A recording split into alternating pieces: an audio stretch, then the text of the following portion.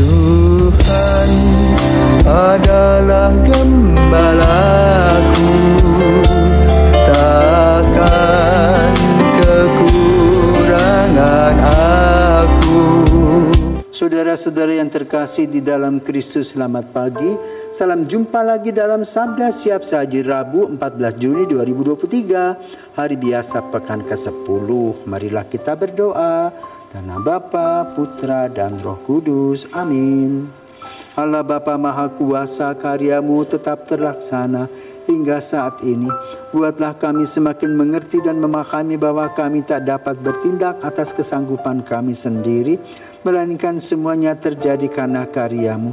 Dengan pengantaraan Tuhan kami Yesus Kristus Putra-Mu, yang hidup dan berkuasa bersama Dikau dalam persatuan Roh Kudus Allah sepanjang segala masa. Amin. Tuhan bersamamu dan bersama rohmu. Inilah Injil Yesus Kristus menurut Matius. Dimuliakanlah Tuhan. Matius bab 5 ayat 17 sampai dengan 19. Dalam khotbah di bukit, Yesus berkata, "Janganlah kalian menyangka bahwa aku datang untuk meniadakan hukum Taurat atau kitab para nabi. Aku datang bukan untuk meniadakannya, melainkan untuk menggenapinya. Karena aku berkata kepadamu, sungguh selama belum lenyap langit dan bumi ini, satu iota atau satu titik pun tidak akan ditiadakan dari hukum Taurat sebelum semuanya terjadi. Karena itu siapa yang meniadakan salah satu perintah Taurat sekalipun yang paling kecil dan mengajarkannya demikian kepada orang lain, ia akan menduduki tempat yang paling rendah di dalam kerajaan surga. Tetapi siapa yang melakukan dan mengajarkan segala perintah Taurat, ia akan menduduki tempat yang tinggi di dalam kerajaan surga." Demikianlah sabda Tuhan, terpujilah Kristus. Nah, saudaraku terkasih, hari ini kita mendengar tentang kedudukan Yesus. Bagaimana pendapat Bapak Ibu tentang Yesus? Apakah Yesus itu nabi, imam, raja?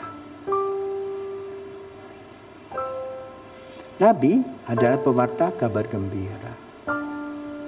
Tapi Yesus lebih dari itu. Dia menyembuhkan orang. Apakah dia imam? Ya. Dia memberkati. Dan lebih dari itu, dia menjadi kurban dari seluruh sejarah keselamatan. Apakah Yesus raja? Ya. Yesus adalah raja di raja. Maka kalau kita perhatikan kalender liturgi, kita memulai dengan masa Advent, di mana kita menantikan kedatangan Kristus kecil, Raja kecil. Yang mana diboleh katakan di dalam Injil ada cerita tentang bagaimana Herodes gundah dengan raja kecil ini. Jadi Yesus adalah raja.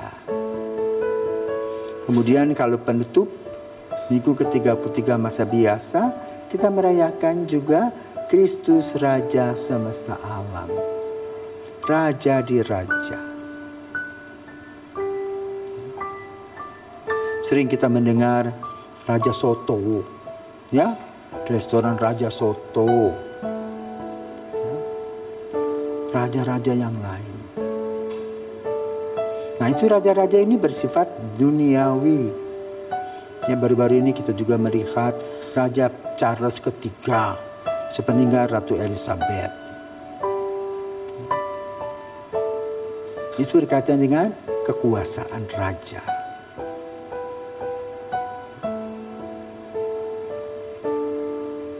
Nah, seorang raja bisa mengganti undang-undang.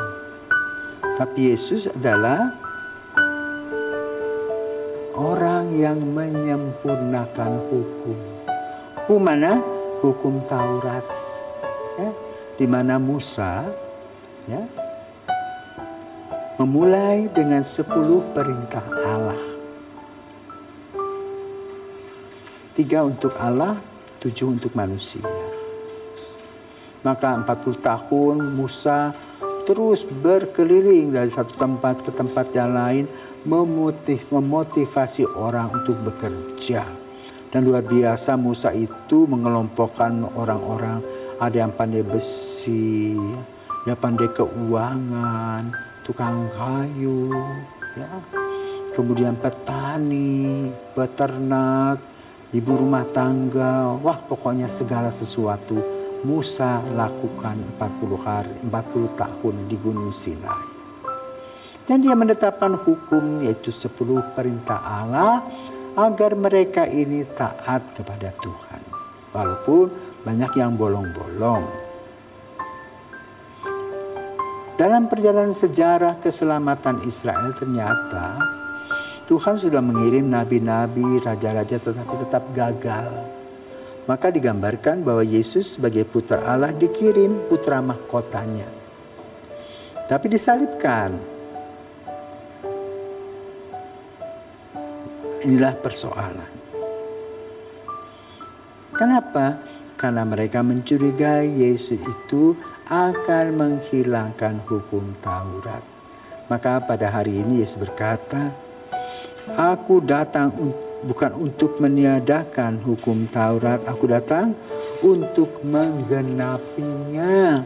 Orang baru sadar setelah Yesus wafat. Jadi menjadi juru selamat bagi seluruh kehidupan kita. Itulah tugas Yesus. Maka saudaraku terkasih, bila kita menghadapi orang-orang baru, cukup harus hati-hati.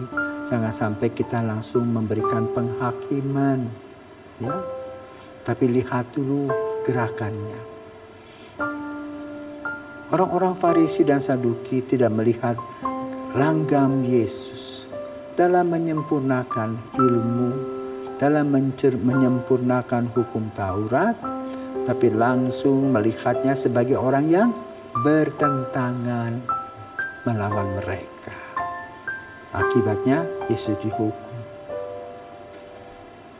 Penyesalan baru belakangan, tetapi semua sudah terjadi. Maka sebelum terjadi, mari kita lebih banyak menganalisa, merefleksi, mengevaluasi diri agar kita tidak menjadi orang-orang yang menghakimi orang-orang lain sebelah pihak sebagaimana dialami oleh Yesus. Tetapi Yesus tetap pada pendirian, dia ingin melengkapi dan menggenapi hukum Taurat melalui apa?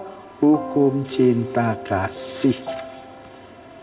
Semoga kita boleh belajar dari hari ke hari agar menjadi orang yang bijaksana. Amin. Selamat pagi.